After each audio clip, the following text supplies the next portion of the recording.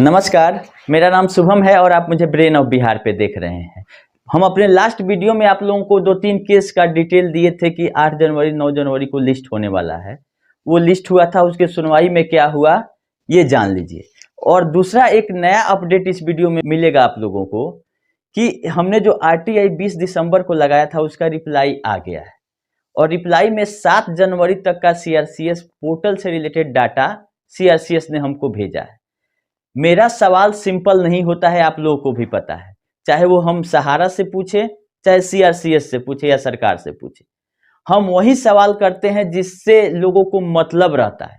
जो आम जनता पूछना चाहती है सरकार से, वो हम आरटीआई के थ्रू पूछना चाहते हैं कि उसका जवाब अगर हमको दे देगी सीआरसीएस तो हम इतने 10-20 हजार लोग जो मेरा वीडियो देखते हैं उन तक पहुंचा देंगे आसानी से।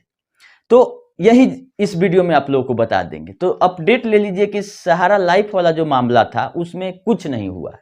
8 जनवरी को केस लिस्ट हुआ था, लेकिन ऑर्डर में वही चीज लिखा आ रहा है जो कि पिछले बार सुनवाई में 12 दिसंबर वाला में बोला गया था कि एक प्रिजाइडिंग ऑफिसर रिटायर हुए हैं, उसके चलते नया बेंच बनेगा तो सुनवाई होगा। और अगला डेट इसका दे दिया गया है आपको 20 फरवरी 2024।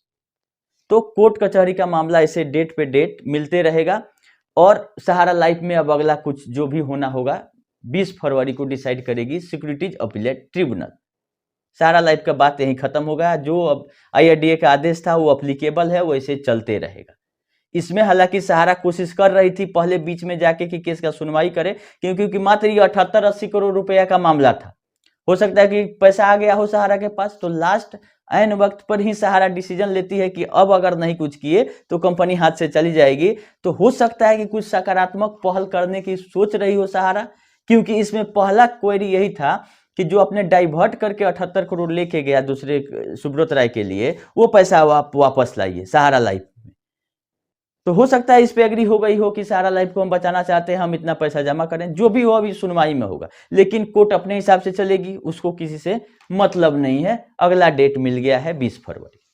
लाइफ का मामला यहीं पे खत्म हो जाता है। अगला एक हम बताए थे प्राइम सिटी रियल एस्टेट का मैटर था, वो भी 9 जनवरी को सुप्रीम कोर्ट में लिस्ट हुआ था। वो केस डिस्पोज ऑफ हो गया, 9 जनवरी को फाइनल खत्म हो गया। और इसमें जो अपील करता है वहीं डिस्पोज ऑफ मतलब सेटलमेंट कर लिए, काम खत्म। 13 लाख का ही एक चेक इशू हुआ था लास्ट ऑर्डर में, और मात्र 13 लाख 15 लाख 20 लाख के लिए सुप्रीम कोर्ट तक लड़ाई गया था और सेटलमेंट लास्ट में हुआ तो केस खत्म हो गया। ये रियल एस्टेट वाला ये केस था। तो ये भी डिस्पोज ऑफ हो गया जो कि 9 जनवरी को था। अगला जो डेट है एम्प्लॉय लोगों का वो 22 जनवरी को है। जो अपडेट रहेगा हम आप लोगों को बताएंगे। एक बीच में भी केस हम आप लोगों को बताए थे कि सहारा क्रेडिट का इनकम टैक्स का जो एडबैक कर दिया था इनकम टैक्स डिपार्टमेंट 13,000 करोड़ के आसपास, उसका केस का सुनवाई में अगर 6 वीक मांगा गया है इनकम टैक्स डिपार्टमेंट के तरफ से और 4 वीक दे दिया गया कोर्ट के तरफ से उसमें सरप्लस। तो दोनों मिला के 6 और 4 बोला गया है कि केस लिस्ट करिए 10 वीक के बाद, मतलब 2 महीना बाद चला गया। वो सहारा क्रेडिट का इनकम टैक्स का मैटर है। क्रेडिट का डिमांड था या जो भी कह लीजिए, इसलिए हम आप लोगों को बताए थे कि क्रेडिट में बहुत लोगों का पैसा है। और सबसे बड़ी सोसाइटियों जो चारों में से सबसे बड़ी है सहारा क्रेडिट, जिसमें इनकम टैक्स रिटर्न का जिक्र किया गया था मेरे द्वारा भी और ऑर्डर में भी कि इनकम टैक्स रिटर्न का डिमांड की थी इनकम टैक्स डिपार्टमेंट, जो कि नहीं प्रोवाइड कर पाई है सहारा 2016 में।